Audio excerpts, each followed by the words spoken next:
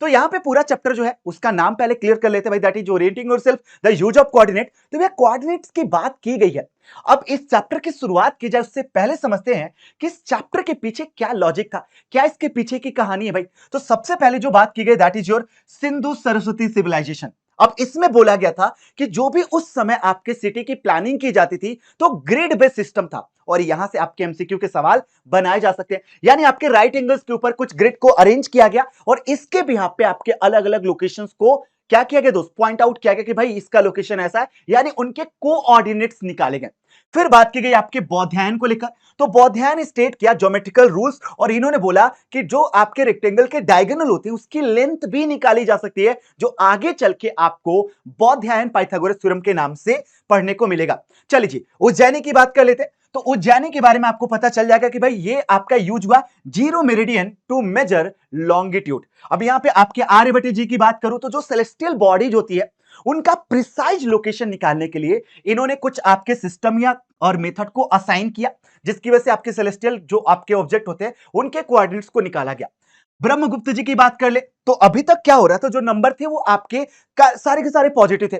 Zero और negative numbers की खोज के साथ इन्होंने आपके अर्थमेटिक जो ऑपरेशंस है उसमें हेल्प करने के लिए जो रूल थे उसको सेट कर दिया। और आते हैं the one and only Rene Descartes. अब यार इस महान भाव के बारे में थोड़ी जान लेते हैं कि रेने डेकार्ट्स के नाम में ही छुपा हुआ है कार्ट्स। तो ये जो मैथमेटिशियन थे इन्होंने ही इस पूरे सिस्टम की खोज की, और इनका जो सरनेम है कार्ट्स, इनके नाम के सम्मान में इस पूरे सिस्टम का नाम रखा गया कार्टेशियन सिस्टम। अब इतनी सी बात अगर क्लियर हो गई तो थोड़ा समझते हैं कि भाई why we are going to study the coordinate geometry. अगर आप किसी भी ऑब्जेक्ट या किसी भी बॉडी का 2D प्लेन के अंदर कोऑर्डिनेट निकालना चाहते हो तब जाकर आप ये पूरा का पूरा सिस्टम जो है कार्टेशियन सिस्टम ये पढ़ने को आपको मिलेगा।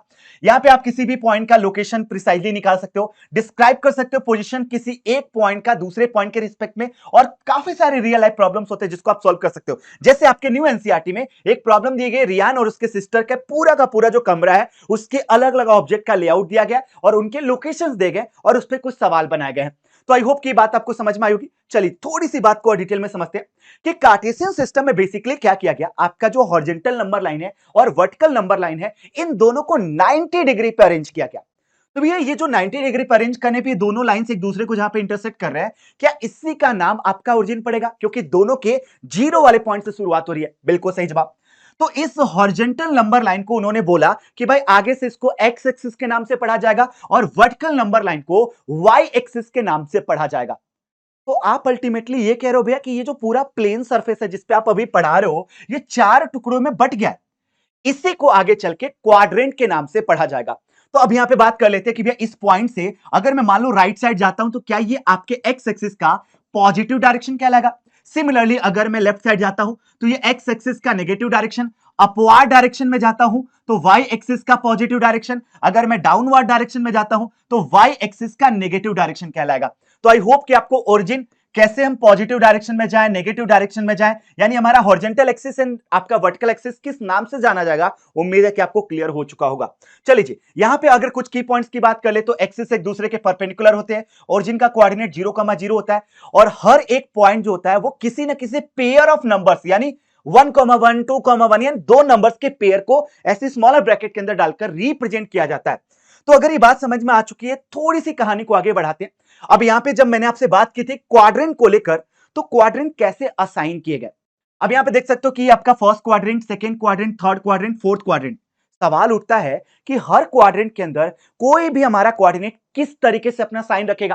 क्योंकि ये वाला फर्स्ट क्वाड्रेंट आपके positive x and positive y से बनाया गया है, तो इसलिए पॉजिटिव कोमा पॉजिटिव। सेकंड वाला नेगेटिव एक्स पॉजिटिव वाई से, थर्ड वाला negative x negative y, fourth वाला पॉजिटिव एक्स नेगेटिव वाई। तो उम्मीद है कि उसी हिसाब से इसका साइन असाइन किया गया। पर आप समझ पा रहे हो कि जब बार बार मैं ये बोल रहा हूं कि पहले एक्स को प्रायोरिटी दे रहा हूं देन वाई को, तो आप किसी भी पॉइंट का लोकेशन जब बताओगे, कोऑर्डिनेट बताओगे, तो एक्स कॉमा वाई जैसा लिखोगे। और चूंकि इसमें एक ऑर्डर है, पहले एक्स लिखा गया बाद में वाई, इसी वजह से इसको ऑर्डर्ड पेयर के नाम से भी जाना जाता है, कि भाई इसको आगे चल के हम ऑर्डर्ड पेयर के नाम से भी जानने वाले हैं। अब साइन कैसा होगा ये आप लोग देख लीजिएगा। चलिए जी, थोड़ी सी बात को और आगे बढ़ाते। तो भैया यहां पे हमारे पास थोड़ी सी समझने की चीज देखी जाए तो कोई पॉइंट अगर प्योरली एक्स एक्सिस के ऊपर है तो वो कैसा दिखाई देगा। क्वाइट ऑब्वियस कि भैया इसमें वाई डायरेक्शन में मूव नहीं कर रहा है, यानी एक्स कॉमा 0। और वही पॉइंट अगर प्योरली y एक्सिस के ऊपर है तो भैया y डायरेक्शन में मूव करना है, लेकिन x में नहीं, तो x की वैल्यू 0, y डायरेक्शन में y यूनिट। अब कोई पॉइंट एग्जैक्टली दोनों एक्सिस के इंटरसेक्शन में बैठा है तो दैट इज ओरिजिन 0,0। ठीक है, अब यहां पे कुछ आपके सवाल दिए गए बहुत बेसिक से कि location of a point in a plane कैसे दिखाएंगे भाई। मान लो कि मेरे पास कोई पॉइंट है 2,3, कैसे लोकेट करेंगे? तो सबसे पहले आपको 2 यूनिट चलना एक्स डायरेक्शन में, जहां तक पहुंच गए वहां से आपको 3 यूनिट चलना वाई डायरेक्शन में, आप फाइनली वो पॉइंट को लोकेट कर जाओगे। ऐसे ही कुछ और लोकेशन आपको दिए गए, यानी अगर पॉजिटिव है तो आपको किधर मूव करना है भैया? राइट साइड में। नेगेटिव है तो लेफ्ट साइड में। अगर पॉजिटिव वाई का लिए है तो आपको अपवर्ड मूव करना है, अगर वाई का वैल्यू नेगेटिव है तो डाउनवर्ड मूव करना है। तो ये बेसिक रूल्स आपके यहां पे दिए गए। चलिए थोड़ी सी बात को और आगे बढ़ाते हैं। यहां पे तो समझ सकते हो कि भाई ऑर्डर्ड पेयर जो मैंने बोला था, हमेशा पहले x की वैल्यू देन y की वैल्यू। तो क्या दो नंबर अगर ये दो आपके कोऑर्डिनेट दिए गए हैं तो ये सेम होते हैं क्या? 2,3 3,2 सेम होता है? चूंकि ऑर्डर्ड है तो इनके लोकेशंस डिफरेंट हो जाएंगे और इसी वजह से ऑर्डर्ड पेयर ये जो दिखाए गए ये सेम नहीं है। लेट्स से कि कोई ऑर्डर्ड पेयर सेम है, इट सिंपली मींस कि अगर मान लो कि मैं x, y और a, b को बराबर बोलता हूं तो क्वाइट ऑब्वियस कि इनका x कोऑर्डिनेट यानी x की वैल्यू a के बराबर एंड y की वैल्यू b के बराबर हो जाएगी, तभी ऐसे ऑर्डर्ड पेयर की इक्वालिटी होल्ड करती है।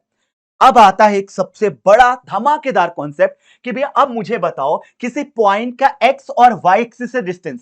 अगर किसी पॉइंट का मुझे x एक्सिस से डिस्टेंस चाहिए तो मुझे y डायरेक्शन में कितना मूव किया गया है बस वो देखना है। अब चूंकि ये सिंबल लगा गया मॉड, इसका मतलब है डिस्टेंस नेगेटिव नहीं होता है, तो अंदर आपका पॉजिटिव हो या नेगेटिव हो क्वांटिटी को पॉजिटिव कर देगा। This is y mod y यहां पे दिखाया गया। सिमिलरली अगर कोई पॉइंट हमारा y एक्सिस से कितना दूरी पे है तो x डायरेक्शन में जितना चला होगा वही, यानी मॉड ऑफ x। तो इसमें कोई कंफ्यूजन का स्कोप नहीं होना चाहिए। चलिए जी बात को और आगे बढ़ाते हैं, यहां पे फटाफट से चलते हैं आपके अगले कुछ सबसे चुनिंदा कॉन्सेप्ट से। और यहां पे है कि भैया आगे बात की गई इस चैप्टर के अंदर डिस्टेंस फॉर्मूले को लेकर। डिस्टेंस फॉर्मूले में अगर मैं देखूं तो अगर दोनों पॉइंट कुछ इस तरीके से दिए गए जिनको ज्वाइन करने पे ये हॉरिजॉन्टल एक्सिस यानी एक्स एक्सिस के पैरेलल है, तब तो डायरेक्टली इनके एक्स कोऑर्डिनेट का गैप निकालो और मॉड ले लो। सिमिलरली अगर दोनों पॉइंट को प्लॉट करते हुए वर्टिकल एक्सिस के पैरेलल यानी वाई एक्सिस के पैरेलल आ जाए या वाई एक्सिस के ऊपर आ जाए तो ऑब्वियस सी बात है इनके वाई कोऑर्डिनेट का डिफरेंस निकालो और मॉड ले लो।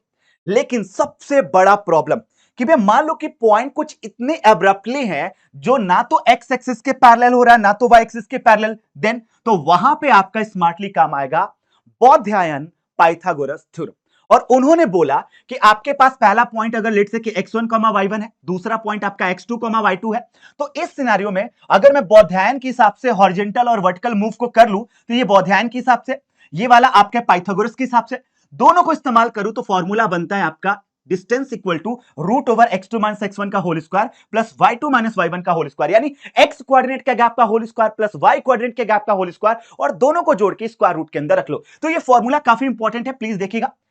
सबसे बेहतरीन फंडा जो इस चैप्टर में लगातार सवालों का भरमार लगा के बैठा हुआ है, that is mid point formula. तो भाई इसमें क्या दिया गया, कोई भी रैंडम दो पॉइंट आपके दिए गए उसके मिड पॉइंट को अगर आपको कैलकुलेट करना है तो क्वाइट ऑब्वियस कि उनके एक्स कोऑर्डिनेट को जोड़ के हाफ कर दो, सिमिलरली उनके वाई कोऑर्डिनेट के लिए उनके वाई कोऑर्डिनेट को जोड़ के हाफ कर दो। तो ये बनता है आपका फॉर्मूला।